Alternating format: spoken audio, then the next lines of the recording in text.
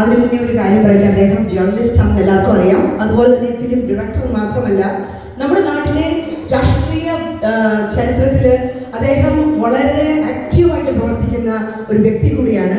അദ്ദേഹത്തിന്റെ രാഷ്ട്രീയ പാരമ്പര്യത്തിന്റെ കാര്യം അദ്ദേഹം തന്നെ നിങ്ങളോട് പറയുന്നതായിരിക്കും. So with whole heartedly I welcome mister Baiju Kottarakkara to the stage. Thank you sir.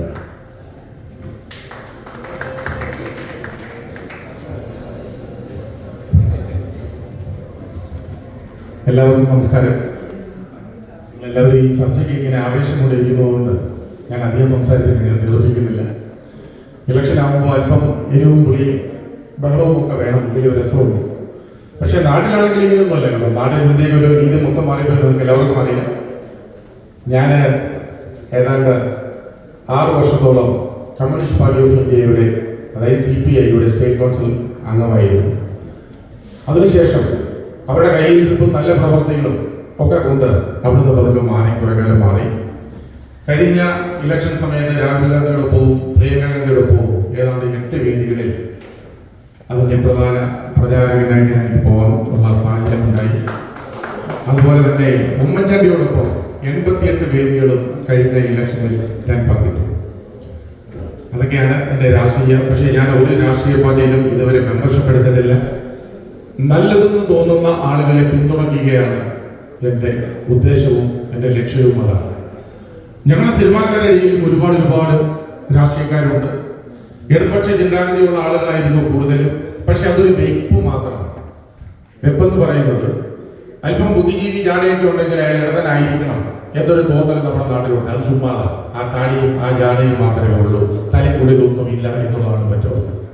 അല്ലെങ്കിൽ നമ്മുടെ നാട്ടിലുണ്ടാകുന്ന ബാക്കിയുള്ള എല്ലാ കാര്യങ്ങളിലും, അതായത് നാട്ടിലെ ഡേ ടു ഡേ അഫയേഴ്സിൽ ബന്ധപ്പെട്ട് ഈ സിനിമാക്കാർ മുഴുവൻ സംസാരിക്കണമായിരുന്നു. അങ്ങനെയാണെങ്കിൽ അവർ ബുദ്ധിജീവി എന്ന് നമുക്ക് എപ്പോഴും വിളിക്കാം.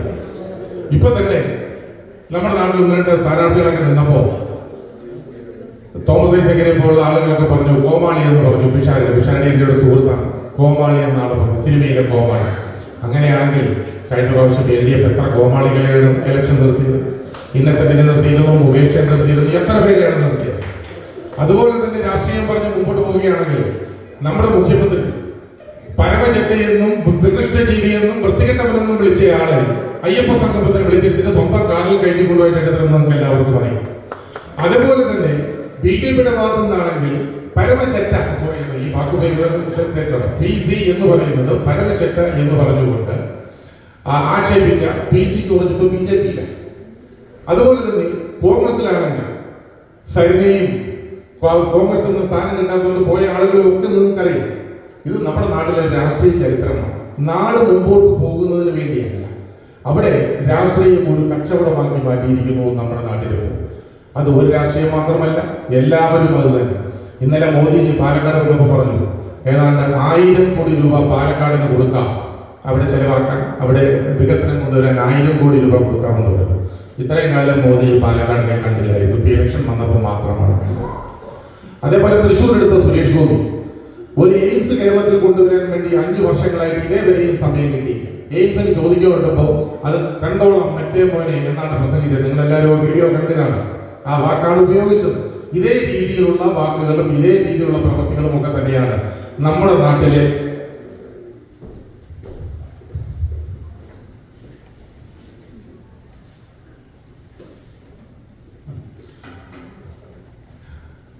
ഇതേ രീതിയിലുള്ള ഈ വാക്കുകളും ഇതേ രീതിയിലുള്ള പ്രവൃത്തികളും ഒക്കെ തന്നെയാണ് ഈ നമ്മുടെ നാട്ടിലെ ഇലക്ഷനുകളിലും ആ രാഷ്ട്രീയ പ്രവർത്തനങ്ങളിലും ഒക്കെ നമ്മൾ കണ്ടുവരുന്നത്. ഇന്ന് കോൺഗ്രസിൽ ഇരിക്കുന്നവൻ നാളെ രാവിലെ CPM-ലാണ്, നാളെ CPM-ൽ ഇരിക്കുന്നവൻ മറ്റന്നാൾ BJP-യിലാണ്, ഇന്ന് BJP-യിൽ ഇരുന്നവൻ പിറ്റേ ദിവസം ഈ രാഷ്ട്രീയത്തിലാണ്.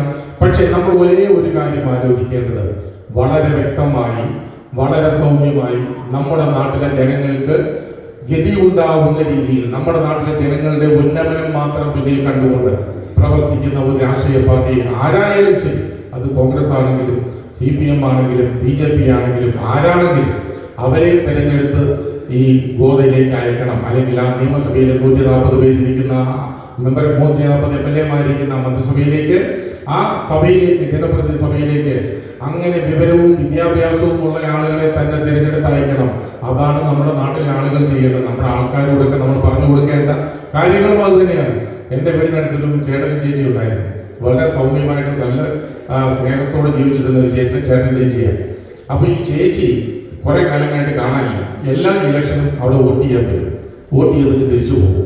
അപ്പോൾ ഈ ചേട്ടൻ ഇത് അറിഞ്ഞിട്ട് ഒരു ദിവസം ബൂത്തിൽ ചെന്ന് ചോദിച്ചു, ഇന്നലെ ശോശാമ്മ വന്നിരുന്നു, സാറേ വന്നിരുന്നു, വന്ന് വോട്ട് ചെയ്തിട്ട് പോയല്ലോ, അടുത്ത ഇലക്ഷനിൽ അവിടെ വരും വരുമെന്ന് പറയണേ, ഒന്ന് കാണാനാണ്. കാരണം അവർ മരിച്ചിട്ട് 7 വർഷമായി. ഈ 7 വർഷമായവരുടെ വോട്ട് പിടിച്ച് ചെയ്തുകൊണ്ടിരിക്കും. ഇതാണ് നമ്മുടെ നാട്ടിലെ ഇലക്ഷനിൽ ചില വികൃതികളും കാണുന്ന ചില കാര്യങ്ങളും അതുപോലെ തന്നെയാണ്. എന്നോട് ഇപ്പോൾ റീന പറഞ്ഞത് ഒഫീഷ്യലി ഇനാഗുറേറ്റ് ചെയ്യണം ഈ പ്രോഗ്രാം എന്നാണ് പറഞ്ഞത്. തീർച്ചയായിട്ടും അത് ചെയ്യുന്നുണ്ട്. ആവേശം കൊണ്ട് ചില കാര്യങ്ങളൊന്നും പറഞ്ഞു പോകുന്നുണ്ട്. നമ്മുടെ ഈ നാട്ടിലെ ഇലക്ഷൻ്റെ കാര്യങ്ങൾ ആലോചിക്കും. അങ്ങനെയുള്ള ഒരു കാലഘട്ടത്തിൽ, അതായത് മനുഷ്യന് നന്മയില്ലാത്ത കാര്യങ്ങൾ, പ്രവാസികളായ നിങ്ങൾ ഒരു കാര്യം ആലോചിക്കണം.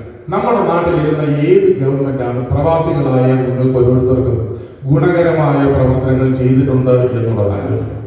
കഴിഞ്ഞ കുറെ കാലങ്ങളായി നമ്മുടെ നാട്ടിൽ നടക്കുന്ന ഒരു പരിപാടിയുണ്ട്, കേരള മഹാസഭ. ഈ കേരള മഹാസഭയിൽ ഞാൻ 2 പ്രാവശ്യം പോയതാണ്. 2 പ്രാവശ്യം പോയി ഞാൻ അവിടെ മുട്ടുമടക്കി അവിടെ നിന്ന് പോയി.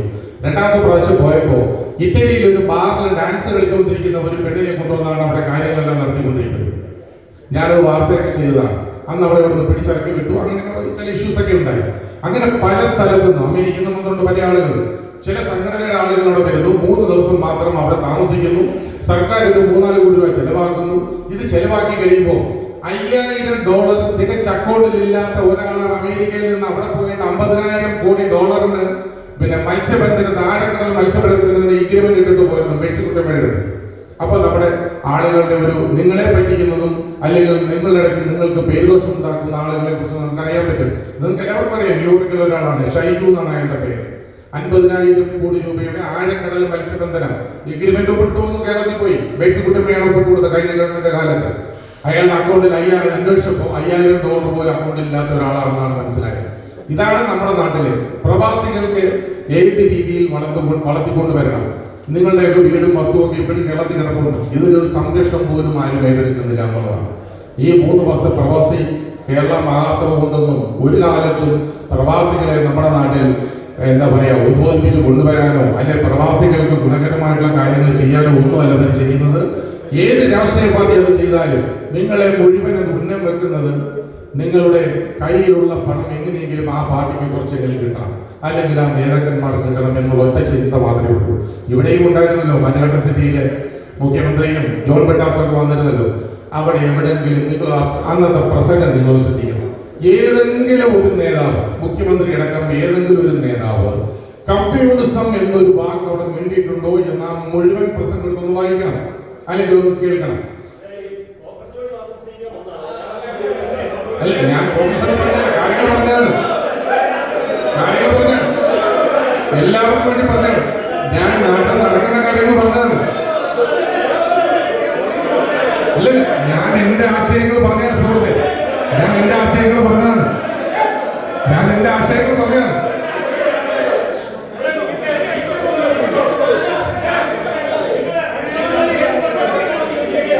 ഏതാ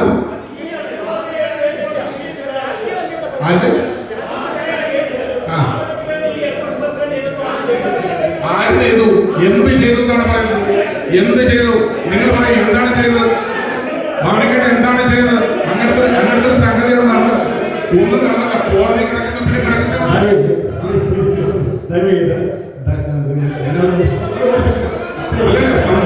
സംസാരിക്കുമ്പോ സ്വാതന്ത്ര്യം വേണം.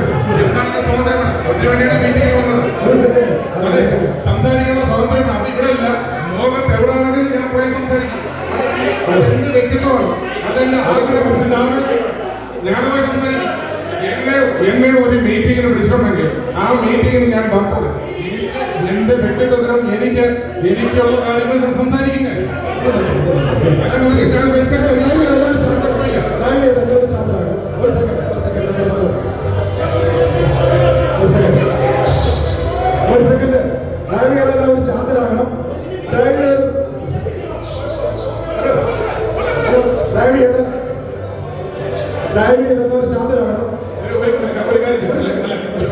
നിങ്ങൾക്കാർക്കെങ്കിലും ഞാൻ ഈ പറഞ്ഞ CPM-ന്റെ ആർക്കെങ്കിലും വിഷമം തോന്നിയിട്ടുണ്ടെങ്കിൽ ഞാൻ നിങ്ങളുടെ ക്ഷമ ചോദിക്കും. ഞാനത് നിങ്ങളുടെ ക്ഷമ ചോദിക്കുന്നു. നിങ്ങൾക്ക് വിഷമം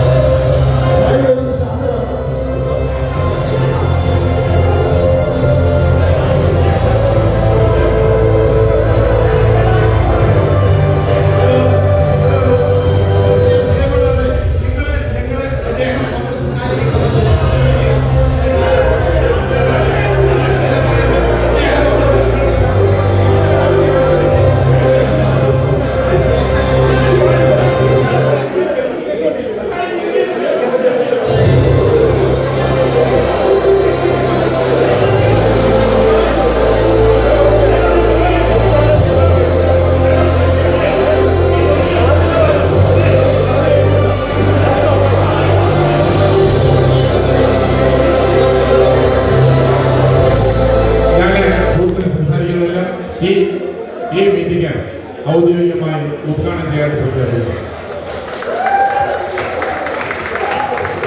താങ്ക് യു. അടുത്തതായി ഇവിടെ ഇന്ന് ഇത്രയും വലിയൊരു ഡിബേറ്റ് സംഘടിപ്പിച്ച മലയാളി അസോസിയേഷൻ ഓഫ് പെയിന്റ് ഡിവിഷന്റെ ബോർഡ് മെമ്പേഴ്സിനെയും അതുപോലെ തന്നെ IPCA എക്സിക്യൂട്ടീവ് മെമ്പേഴ്സിനെയും